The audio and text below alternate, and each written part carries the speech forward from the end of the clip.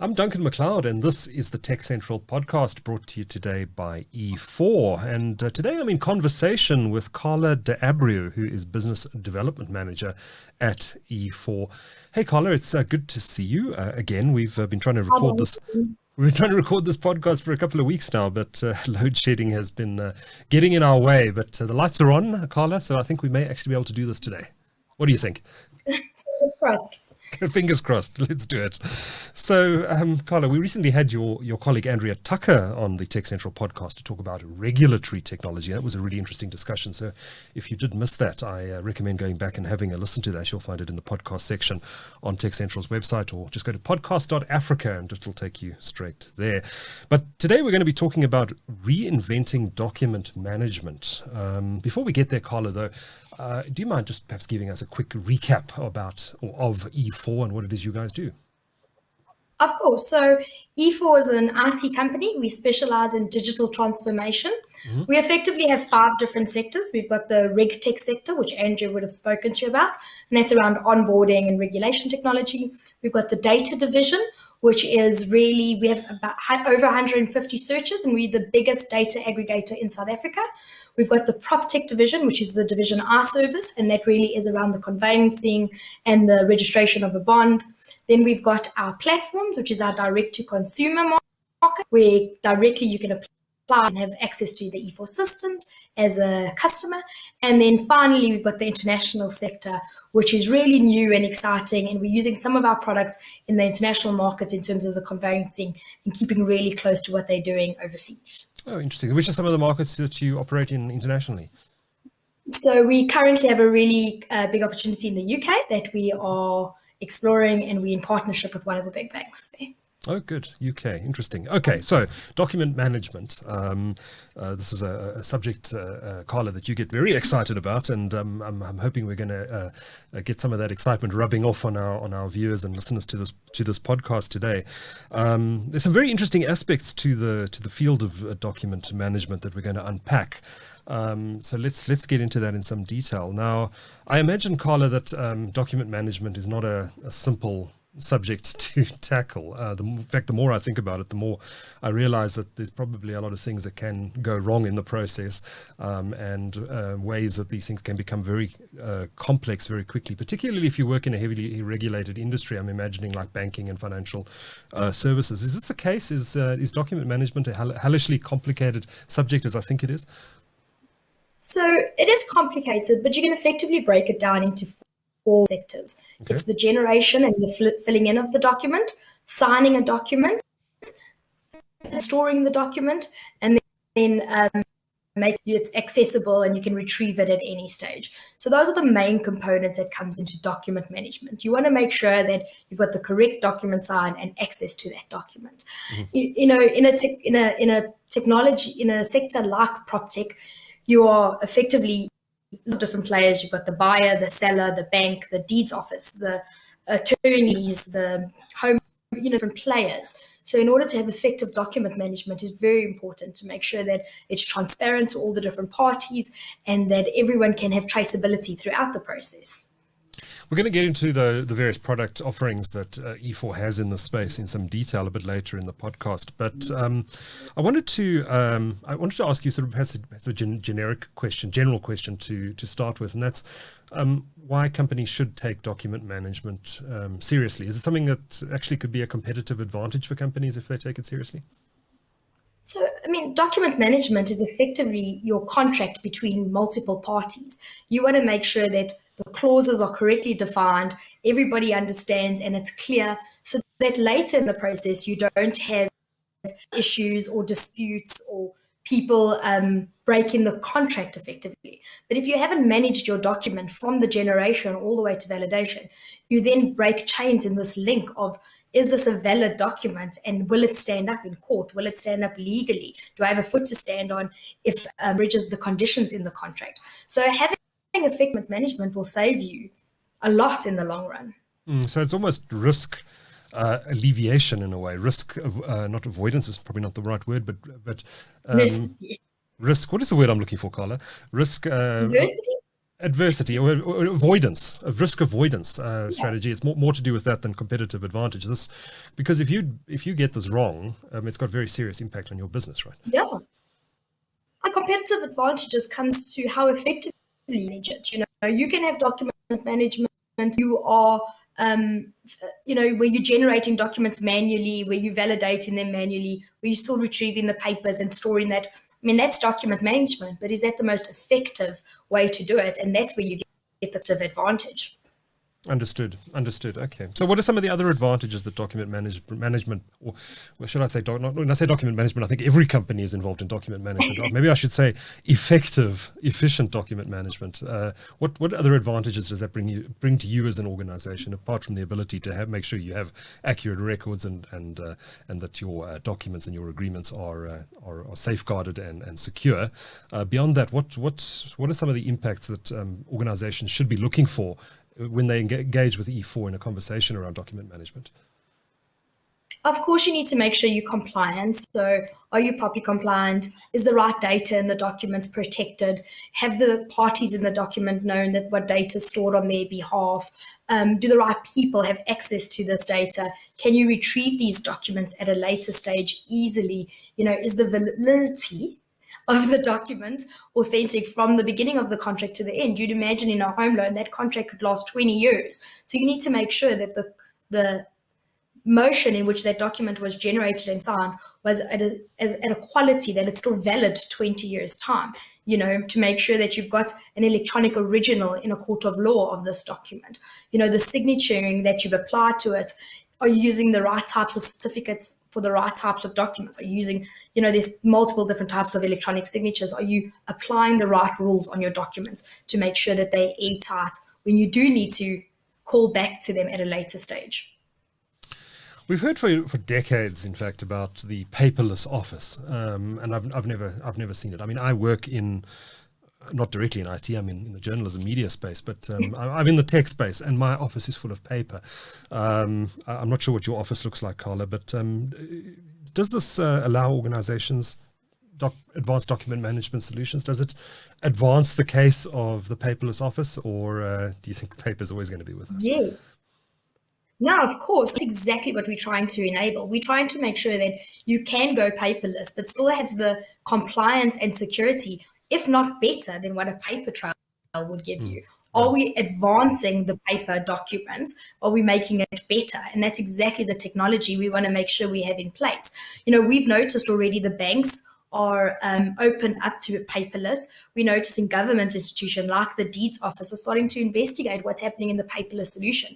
So I think the world is there. I think COVID has accelerated people moving more to a paperless and more virtual and, remote signing and remote working, which is probably one of the positives of COVID, which is difficult to say, but I think it would be, it's helped the industry evolve. And I think our products and our technologies that we've been working on for many years are now at the best time to be implemented.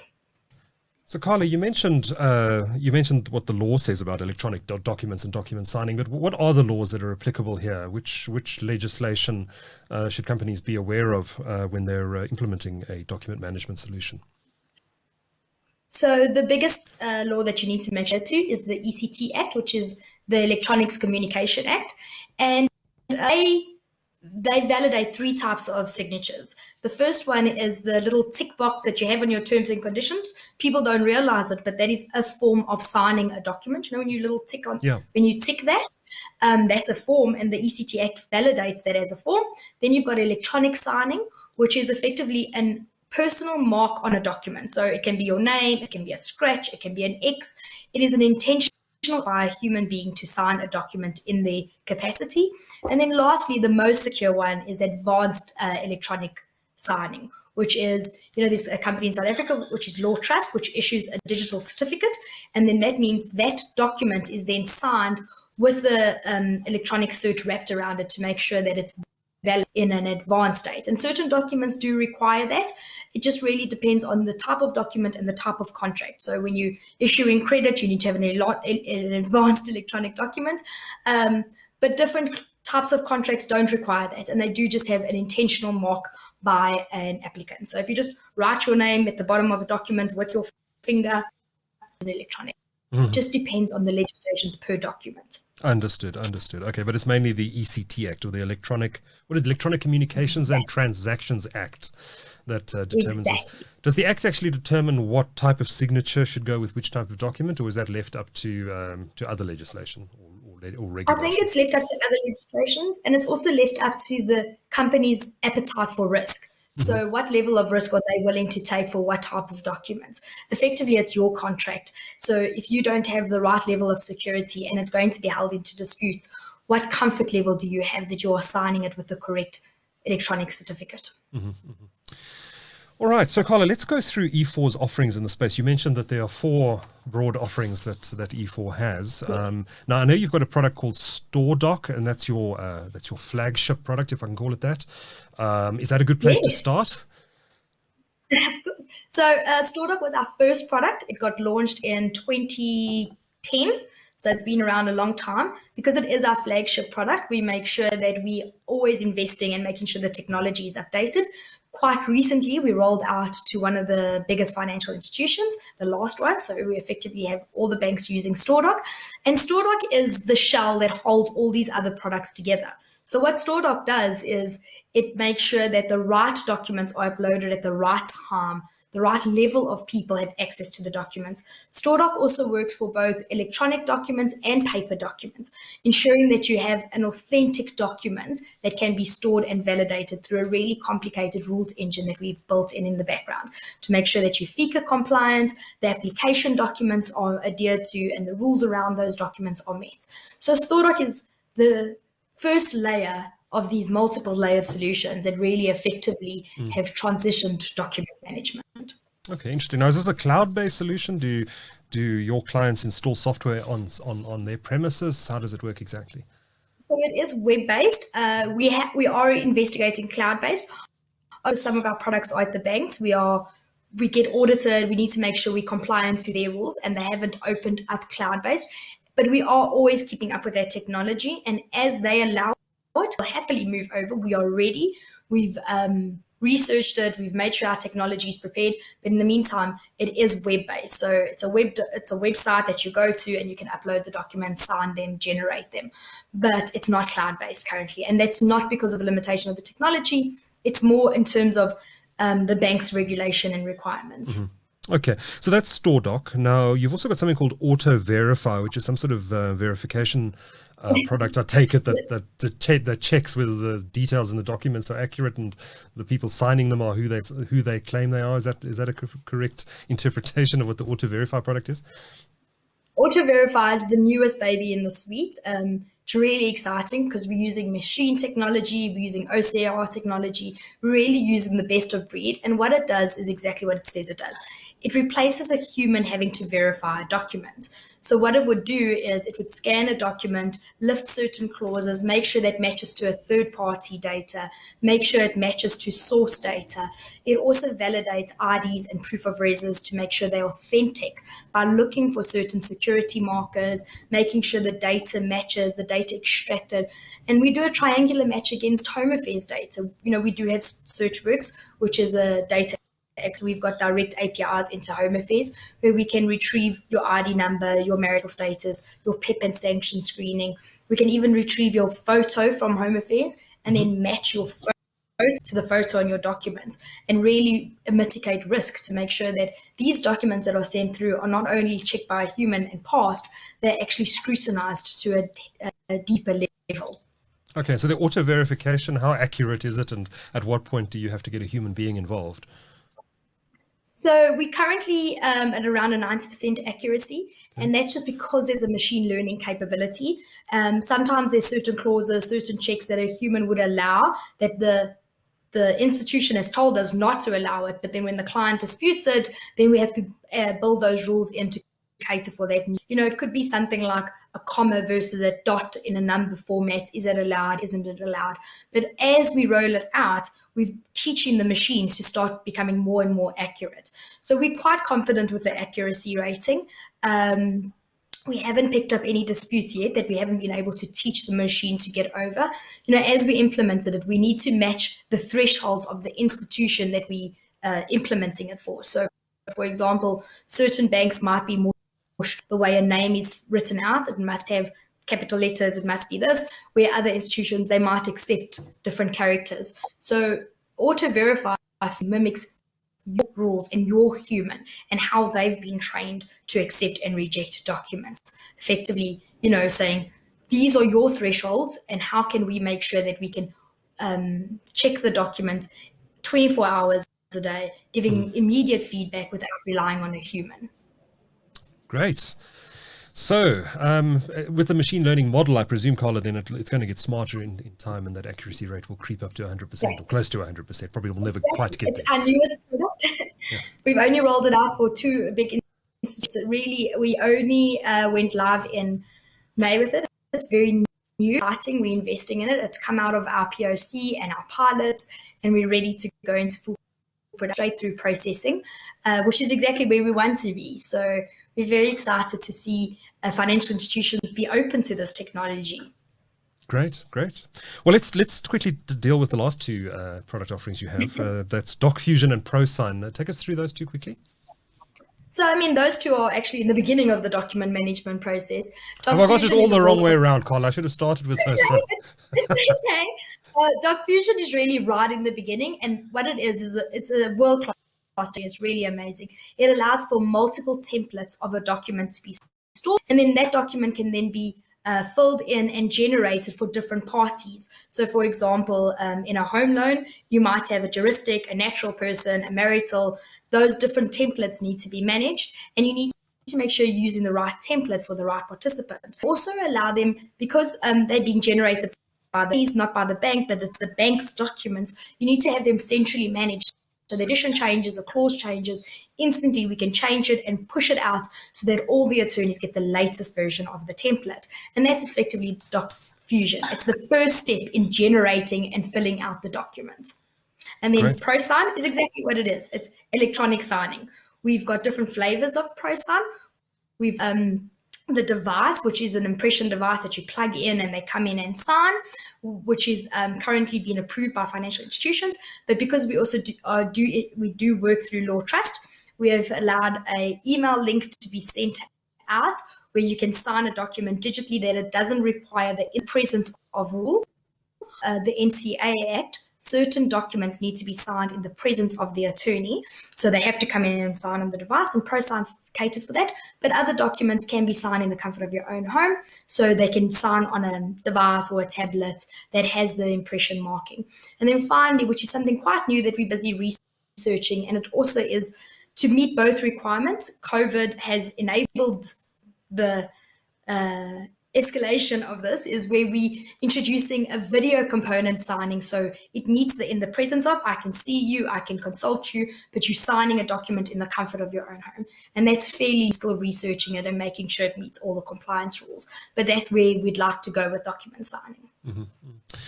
Great. Carla, before we wrap, you've mentioned that all of the big banks, if not all the banks in South Africa, big and small, are your clients. But I'm guessing you don't only cater to the banking sector, but these solutions cater for other industries as well. Where is E4 strong? Which industries do you particularly play in? And are there particular industries that you're looking to grow into going forward? Effectively, as we started off as a conveyancing specialist, products were really centered around the property sector. But as we've evolved these products and these technologies, we've identified that these products can be used in any instance where there is a need to generate, sign, and authenticate documents. So wherever there's a contract, wherever there's clauses that need to be accepted, these products can work just as easily across sectors. Where there's multiple parties that need that traceability of that document to make sure that it was. So in an instance of insurance space where you've got to sign that document, you've got to make sure it's authenticated, someone's checking those documents, and then they're storing it and recapturing that data. That data can be electronically captured and verified, and that document can be approved within minutes. So, insurances, cell phones, really any industry where there's a need to generate documents, these products can be used. So Carla, before we wrap, How do you work with your clients? I mean, you've mentioned that you've got a lot of clients in the financial services space, but what does a typical client engagement for E4 look like in document management? How do you engage with a client and eventually hopefully sign them up as a client and deliver services to them? Take us through it. So, I mean, E4 is a service provider. We're not known to sell documents and implement them and just drop them and go. Okay. We partner up with our clients, we cater for their needs, we provide them services, we host it. And in order to make sure that those services are maintained and grown with the clients, we have a dedicated team of developers, architects that build, we've got really product-focused teams, but client-facing services, which is really a fascinating market because it allows us to service our client directly, build relationships with them, but also in the back end have a product centric to make sure our products are built bespokely enough for each client, but also at a core has the best of breed technology. So the best way to engage with us is get hold of me. I can come out, do a demo, understand, partner up with you and see exactly where our services can suit you. So I'm happy to share my details.